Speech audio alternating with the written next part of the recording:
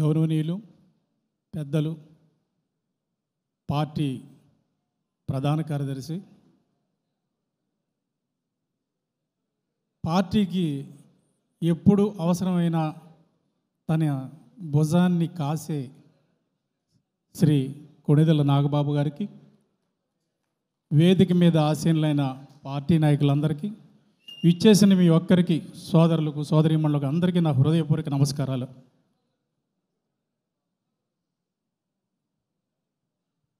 ఈ ఇన్సూరెన్స్ కార్యక్రమం పవన్ కళ్యాణ్ గారి ఆలోచన నుంచి పుట్టిన కార్యక్రమం. ఆయన ఎప్పుడూ అనేవారు, మన కార్యకర్తలు మన కోసం అహర్నిశలు కష్టపడుతున్నారు, సభలకు వస్తున్నారు, జెండాలు మోస్తున్నారు, వచ్చి వెళ్ళేటప్పుడు గాయాల పాలవుతున్నారు. ఆ సంఘటనలు విన్నప్పుడల్లా మనసు కలచివేస్తుంది. ఏంటి ఈ పరిస్థితి అని ప్రతిసారి ఏ ఇన్సిడెంట్ జరిగినా ఆయన తను సంపాదించిన డబ్బు నుంచి ఆ కుటుంబాలను ఆదుకుంటూ వచ్చేవారు. అయితే 2020 సంవత్సరంలో పాయకరాపేటకు చెందిన 2 కార్యకర్తలు విద్యుద్ఘాతానికి గురై మరణించారు. మరణించినప్పుడు వారి ఇంటికి వెళ్ళి వాళ్ళని ఓదార్చి వాళ్ళకి ఆర్థిక సహాయం చేద్దామన్న ఉద్దేశంతో పవన్ కళ్యాణ్ గారు ఆనాడు పాయకరాపేట వారి ఇంటికి వెళ్ళారు. ఆయనతో పాటు మేమంతా ఉన్నాం. వారి ఆ కార్యకర్తలు ఇల్లు చూసిన తర్వాత ఆయన చలించిపోయారు. కనీసం కూర్చోవడానికి కానీ, పడుకోవడానికి కానీ, తినడానికి కానీ సరైన వసతి లేని ఇంట్లో ఉంటూ చిన్న చిన్న పిల్లలతో, 2 కార్యకర్తల కుటుంబాలు అంతే, ఇద్దరిద్దరు చిన్న చిన్న బిడ్డలు. ఆ ఇంటి యజమాని పోయి ఆ తల్లులు చేసిన ఆర్తనాదాలు, రోదన, బాధ ఆ రోజు మమ్మల్ని అందరినీ కలిసివేసింది.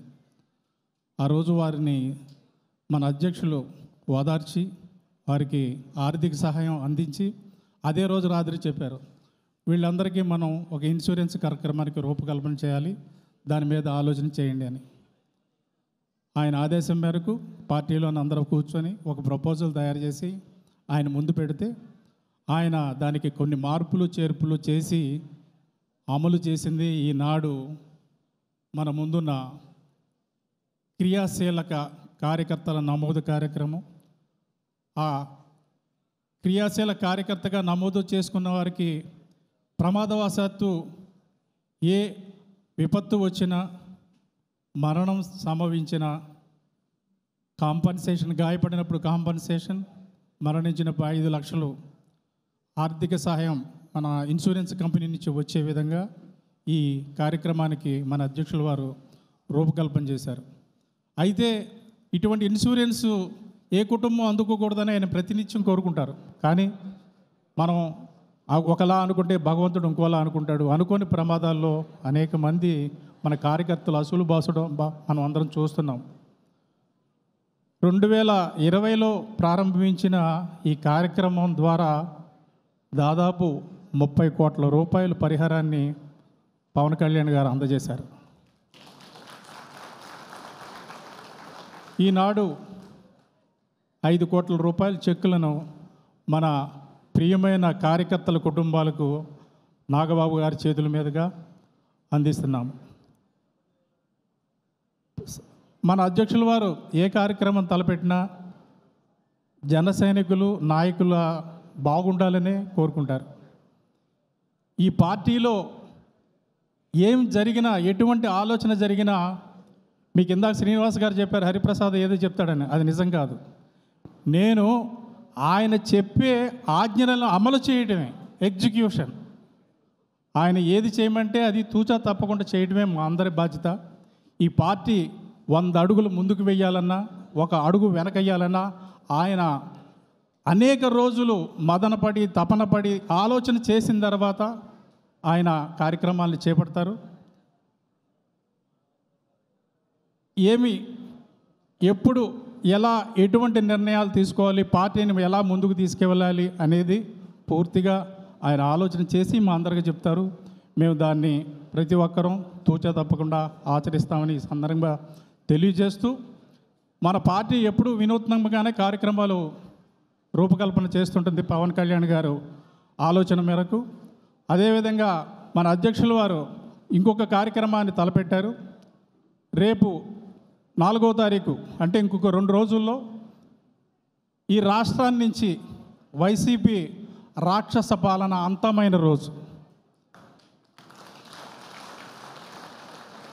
164 స్థానాలతో కూటమి ఘన విజయం సాధించిన రోజు. మీ అందరికీ గుర్తుంటుంది, 4వ తారీఖున మనకు రిజల్ట్స్ వచ్చినాయి. ఆ రోజు నుంచి ఈ రాష్ట్రంలో ఒక నూతన శకం మళ్ళా ప్రారంభమైంది. అందుకు గుర్తుగా 4వ తారీఖున మన అధ్యక్షుల వారు రూపొందించిన కార్యక్రమం ఏంటంటే, పేడ విరడగరై ఏడాది సుపరిపాలనకు ఏడాది అనే ఒక శీర్షికతో 4వ తారీఖున ఒక కార్యక్రమాన్ని రూపకల్పన చేశారు. ఉదయం వేళ ఆడపడుచులందరూ ఈ కార్యక్రమం సంక్రాంతి దీపావళి పండుగల సారాంశం సమ్మిళితము. ఎందుకంటే నరకాసురుడు పోగానే మనం అందరం పండుగ చేసుకున్నాం. అలాగే ఇక్కడ రాక్షస పాలన పోగానే మనం మరొక్కసారి పండుగ చేసుకోవాలన్న సంకల్పంతో ఉదయం వేళ అందరి ఇళ్ళ ముందు వీర మహిళలు అందరూ తమ ఇళ్లను రంగవల్లులతో అలంకరించండి. అదేవిధంగా అవకాశం ఉన్నంత వరకు రంగవల్లుల పోటీలు నిర్వహించండి. సాయంత్రం వేళ ఇంటి దగ్గర దీపావళికి మనం ఎలాగైతే దీపాలు వెలిగిస్తామో అదేవిధంగా దీపాలు వెలిగించి టపాకాయలు కాల్చి పిండి వంటలు వండుకొని పండగ చేసుకోవలసిందిగా మన అధ్యక్షుల వారు కోరారు. ఆ కార్యక్రమానికి సంబంధించిన పోస్టర్ను విడుదల చేయవలసిందిగా శ్రీ నాగబాబు గారిని కోరుతున్నాను.